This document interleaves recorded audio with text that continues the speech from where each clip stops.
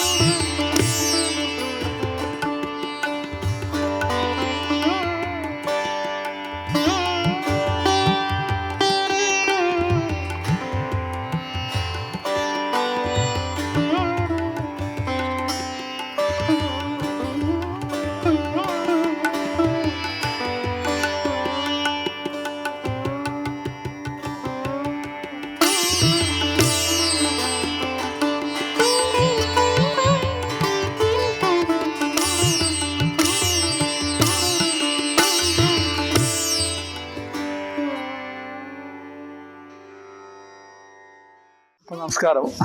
നിങ്ങളെ പേര്? പ്രകാശ്. ഇപ്പം ഈ ആശ്രമത്തിന്റെ എന്തെങ്കിലും ഉത്തരവാദിത്വം? അതെ, ആശ്രമത്തിന്റെ സീനിയർ PR ആണ്.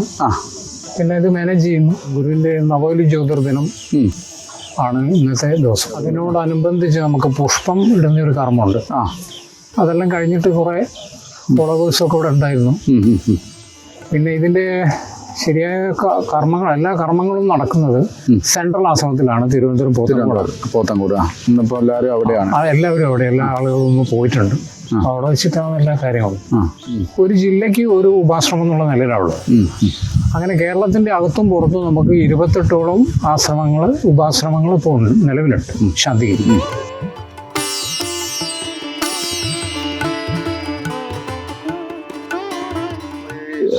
ഔഷധ ഇതൊക്കെ ഉണ്ടാക്കുന്ന മരുന്നുകളും അങ്ങനത്തെ ഒരുപാട് അതൊക്കെ ഈ ശാന്തിഗിരിയുടെ കീഴിൽ തന്നെയല്ലേ വരുന്നത്? ഔഷധത്തോട്ടങ്ങൾ വെച്ചാൽ ഇതിന് ഹെർബൽ ഗാർഡൻ നമുക്ക് തിരുവനന്തപുരത്തുണ്ട്. അവിടെ ഏക്കർ കണക്കിന് സ്ഥലമുണ്ട്.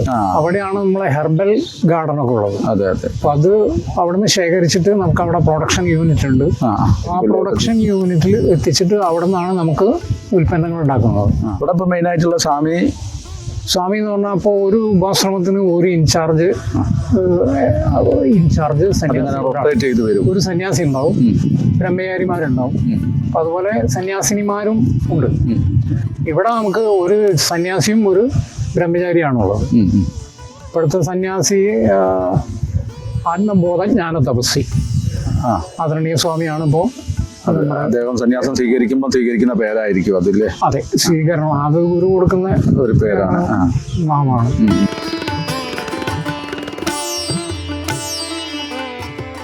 രാവിലെയും വൈകിട്ടായിട്ട് ഒരുപാട് നാനാജാതി മതസ്ഥരായിട്ടുള്ള ആൾക്കാർ ഇവിടെ വരികയും വൈകുന്നേരം സമയം ചെലവഴിക്കാൻ കുട്ടികളെയൊക്കെ കൊണ്ടുവരുന്ന മനോഹരമായ ഒരു സ്ഥലമാണിത്.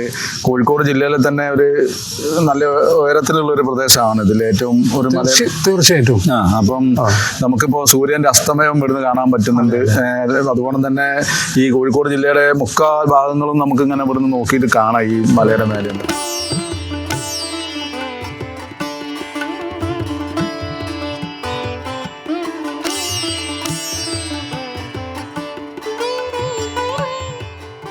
ഇതിൻ്റെ തുടക്കം ഇപ്പം ഇതൊരു 2-3 സ്റ്റെപ്പായിട്ടാണ് ഇവിടെ വന്നിരിക്കുന്നത്.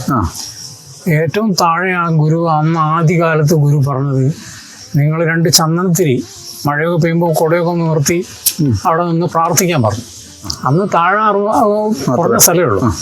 അപ്പോൾ അവിടെ അങ്ങനെ ചെയ്ത് പോകുന്നതാണ് ഇതിൻ്റെ തുടക്കം. 2014 ജനുവരി 5-നാണ് തറക്കല്ലിട്ട് നമ്മുടെ ഇപ്പോഴത്തെ ഗുരുസ്ഥാനീയ തറക്കല്ലിടുന്നത്. അമ്മയാണ് ഇവിടെ വന്ന് തറക്കല്ലിട്ടത്. അപ്പം അതുപോലെ അതിന് ശേഷം 2023 ഏപ്രിൽ 10 നമ്മുടെ ബഹുമാന്യ അന്നത്തെ മുൻ ഗവർണർ, അതായത് മുഹമ്മദ് ആരിഫ് ഖാൻ ജി ആണ് ഇവിടെ ഈ കർമ്മം ലോകത്തിനായിട്ട് അല്ലെങ്കിൽ നാടിനായിട്ട് തുറന്നു.